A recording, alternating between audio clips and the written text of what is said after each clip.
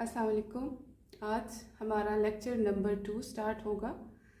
जो टॉपिक है हमारा, क्योंकि हम सीक्वेंस में चल रहे हैं, सेकेंड ईयर के चैप्टर नंबर 15 से हमने स्टार्ट किया है। आज का सेकेंड लेक्चर है और वो है coal as a source of organic compound. ये तो हमने पढ़ा हुआ था बेटे कि कोल हमारे पास ऑर्गेनिक कंपाउंड का एक मेन सोर्स है जो कि फॉसिल फ्यूल है।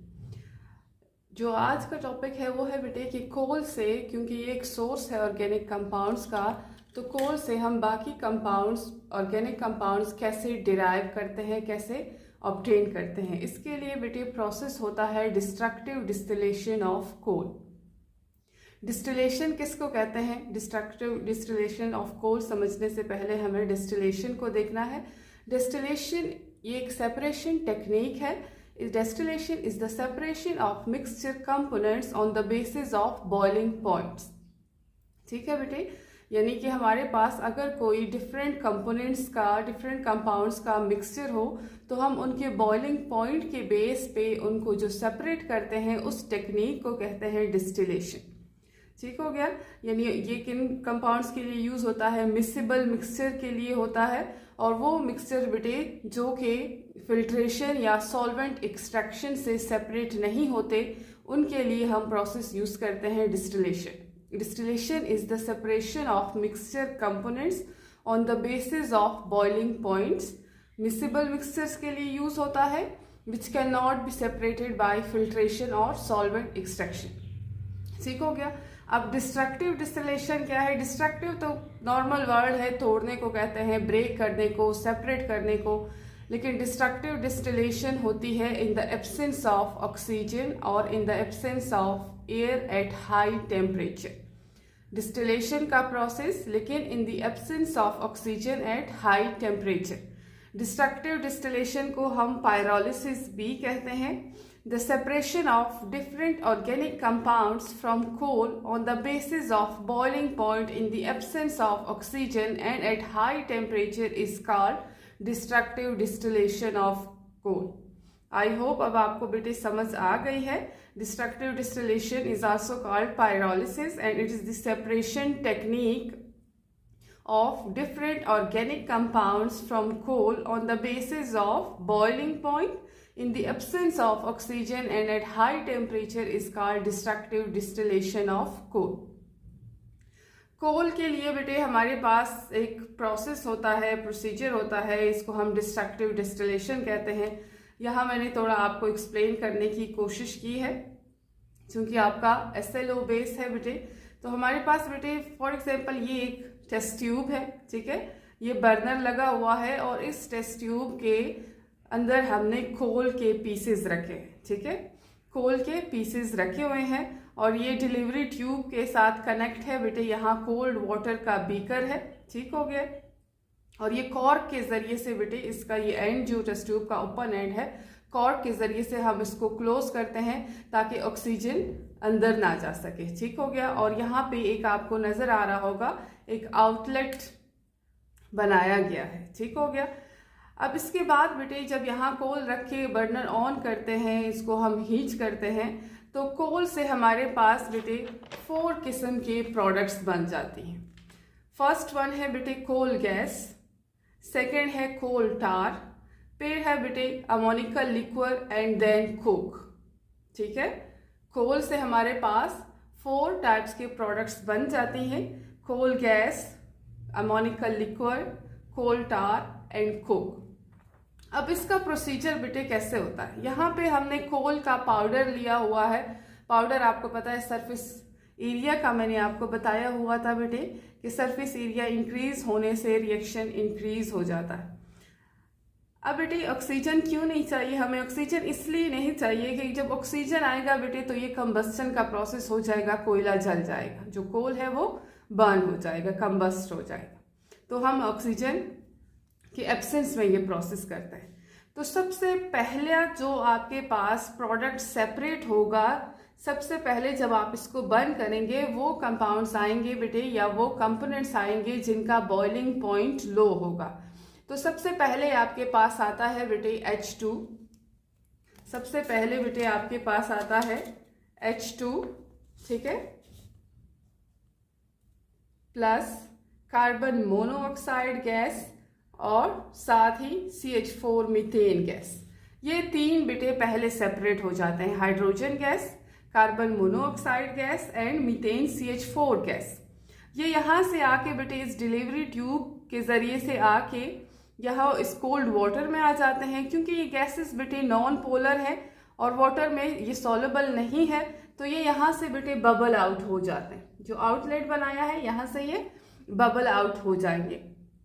ठीक हो गया। और इन्हीं को बेटे हम क्या कहते हैं, इन्हीं गैसेस को तीनों को मिला के हम कहते हैं they are called coal gas. इनको हम क्या कहते हैं बेटे, कोल गैस कहते हैं। तो सबसे पहला जो फ्रैक्शन है, ठीक है, वो जो सेपरेट होगा बॉइलिंग पॉइंट के बेस पे इन the absence of oxygen and eight high temperature, वो है hydrogen gas, carbon monoxide and CH4, और इन्हीं को बेटे हम कोल गैस कहते हैं।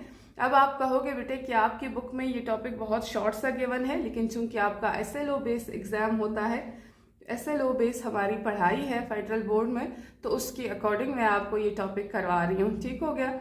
अब सेकंड नंबर पे बेटे जब ये बबल आउट हो जाते हैं, इनको सेपरेट किया जाता है, तो जो उसके बाद टेम्परेचर बढ़ रहा है, हमारे पास जो नेक्स्ट कंपोनेंट सेपरेट होते हैं बेटे वो नाइट्रोजनस कंपाउंड्स होते हैं। कौन से कंपाउंड्स होते हैं बेटे, नाइट्रोजनस कंपाउंड्स होते हैं। फॉर एग्जांपल NH4Cl, NH4NO3, ठीक है, अमोनियम क्लोराइड, अमोनियम नाइट्रेट, जो कि बेटे यहाँ से जब ये डिलीवरी ट्यूब के जरिए से आते हैं वाटर के साथ हाइड्रोजन बॉन्डिंग करते हैं, क्योंकि इन पे इलेक्ट्रोनेगेटिविटी और इलेक्ट्रॉन पेयर्स होते हैं, जिनकी वजह से इनका पोलर नेचर होता है। और पोलर कंपाउंड्स वाटर के साथ हाइड्रोजन बॉन्डिंग बनाते हैं बेटे। तो यहाँ एक ब्राउन सी आपके पास लेयर बन जाती है, ठीक है, एक ब्राउन सी लेयर बन जाती है। उस ब्राउन लेयर को बेटे हम कहते हैं अमोनिकल लिक्वर। उस ब्राउन लेयर को बेटे हम क्या कहते हैं, अमोनिकल लिक्वर, जो कि सेकंड फ्रैक्शन होगा कोल के डिस्ट्रक्टिव डिस्टिलेशन का। ठीक हो गया, समझ गया यहाँ तक। अब जब ये अमोनिकल लिक्वर भी बेटे सेपरेट हो गया, तो उसके बाद मजीद जब यहाँ पे टेम्परेचर इंक्रीज होता है तो और कंपोनेंट साथ में बेटे सेपरेट हो जाते हैं। ठीक हो गया। अब जो आपके पास इसके बाद के कंपोनेंट सेपरेट हो जाते हैं, वो हमारे पास होते हैं बेटे ड्यू टू लार्ज मासेस, यानी आपके पास बेटे 250 या 215 के करीब ऑर्गेनिक कंपाउंड्स होते हैं, ठीक है, जिनका हाई मास होता है। अब लार्ज मासेस की वजह से बेटे वो यहाँ सबसे नीचे सेटल डाउन होना शुरू हो जाते हैं, कोल्ड वाटर के साथ मिक्स होके डिजोल्व होके बेटे वो एक लेयर बना देते हैं, ब्लैक थिक सी लेयर बन जाती है, और वो तकरीबन बेटे कोई 215 इस तरह के कंपोनेंट्स होते हैं, जो कि यहाँ पे बीकर के एंड में बेटे एक थिक ब्लैक लेयर बन जाती है। और उन्हीं को बेटे हम क्या कहते हैं, हम उन्हीं को कहते हैं कोल टार। ठीक है, कोल टार होता है बेटे, सबसे नीचे उसकी ब्लैक लेयर बन जाती है, क्योंकि मासेस ज़्यादा होते हैं, 215 और 250 के करीब कंपोनेंट्स होते हैं बेटे, वो नीचे तह बना लेते हैं, ठीक है, लेयर बना लेते हैं। और क्योंकि मासेस ज़्यादा होती हैं तो इसलिए वो नीचे बेटे तह बना लेते हैं, और उनको हम कहते हैं कोल टार। उन सब कंपाउंड्स को मिला के बेटे हम उनको कहते हैं कोल टार। ठीक हो गया। अब यहाँ पे देखिए बेटे कोल, ठीक है, सोर्स ऑफ ऑर्गेनिक कंपाउंड, इसकी हम डिस्ट्रक्टिव डिस्टिलेशन करते हैं। अब डिस्ट्रक्टिव डिस्टिलेशन के बाद इससे हमारे पास कोल गैस, पहला फ्रैक्शन जो कि hydrogen plus carbon monoxide plus methane gas का बना होता है, ठीक है, और ये यूज होते हैं बेटे इंडस्ट्रीज में एज अ फ्यूल यूज होते हैं, या पहले जमाने में डोमेस्टिक पर्पसेस के लिए भी कोल गैस को यूज करते थे। सेकेंड कंपोनेंट होता है बेटे अमोनिकल लिक्वर का, जो कि अमोनियम के कंपाउंड्स होते हैं। What is ammoniacal liquor? It's a mixture of ammonia with water, ठीक है, और इसको यूज करते हैं फर्टिलाइजर्स के तौर पे बेटे, और मेडिसिनल यूजेस भी होती हैं इसकी। फिर हमारे पास बेटे थर्ड जो कंपोनेंट सेपरेट होते हैं उसको हम कलेक्टिवली नाम देते हैं कोल टार का, जो कि मिक्सचर होता है 215 ऑर्गेनिक कंपाउंड्स का, और उन 215 ऑर्गेनिक कंपाउंड्स में बेंजीन आता है, फिनोल आता है, नेफ्थलीन आता है, जाइलिन, टोलिन, ये सारे बेटे 215 मोस्ट इंपॉर्टेंट ऑर्गेनिक कंपाउंड्स जो फिर कोल से बेटे कोल टार से सेपरेट किए जाते हैं फ्रैक्शनल डिस्टिलेशन के बेस पे। ठीक हो गया।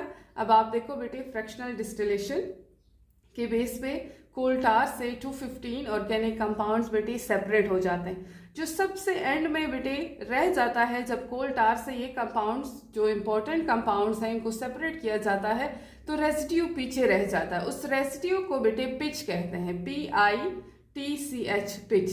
ये जो पिच है बेटे असल में जब रोड बनते हुए आपने देखा होगा एक ब्लैक सी लेयर उसके ऊपर बिछा देते हैं बेटे, आई डोंट नो आप उसको अपनी लैंग्वेज में क्या कहते हैं। पिच उस बेटे उस रेजिड्यू को कहते हैं कि कोल टार से फ्रैक्शनल डिस्टिलेशन करा के बेटे हम इम्पोर्टेंट ऑर्गेनिक कंपाउंड्स को सेपरेट कर लेते हैं। जो उसके पीछे रेजिड्यू रह जाता है बेटे उसको पिच कहते हैं, जो कि रूट्स कंस्ट्रक्शन में यूज होता है, रोड्स के कंस्ट्रक्शन में यूज होता है। ठीक हो गया। अब जब पीछे बेटे सारा कुछ कंपाउंड सेपरेट हो जाते हैं, अमोनिकल लिक्विड भी, कोल गैस भी और जो आपके पास कोल टार भी है, तो यहाँ पीछे बेटे पोरस ब्लैक सॉलिड लेयर रह जाती है। क्या रह जाता है बेटे? पोरस सी सॉलिड लेयर रह जाती है। उसी पोरस ब्लैक सॉलिड जो रह गया बेटे उसको हम कहते हैं कोक। ठीक है। अक्सर लोग ये दावा करते हैं बेटे कि ये जो है एलोट्रोपिक फॉर्म है कार्बन की, लेकिन ये पीछे बेटे रह जाता है कोक। अब इस कोक को बेटे यूज करते हैं ग्रेफाइट के बनाने में, कार्बाइड्स के बनाने में, वाटर गैस इससे बनती है। वाटर गैस क्या है बेटे? It's a mixture of hydrogen gas and carbon monoxide, and producer gas भी इससे बनाई जाती है। Producer gas is a mixture of carbon monoxide and nitrogen. अब 3 आपने फॉर्मूले याद रखने हैं जो कि आपसे बेटे एंट्री टेस्ट में पूछे जाते हैं कि कोल गैस का क्या फॉर्मूला है, hydrogen gas, carbon monoxide and methane. Water gas का फॉर्मूला है बेटे हाइड्रोजन प्लस कार्बन मोनोऑक्साइड, और प्रोड्यूसर गैस का फॉर्मूला है कार्बन मोनोऑक्साइड प्लस नाइट्रोजन। ठीक हो गया। तो आज का बेटे हमारा यही था कि हम इसको अच्छे से, अब आपने इसको देख लेने हैं वीडियो बेटे, और जो भी इम्प्रूवमेंट चाहिए आपने मुझे कमेंट सेक्शन में बता देना है। Thank you.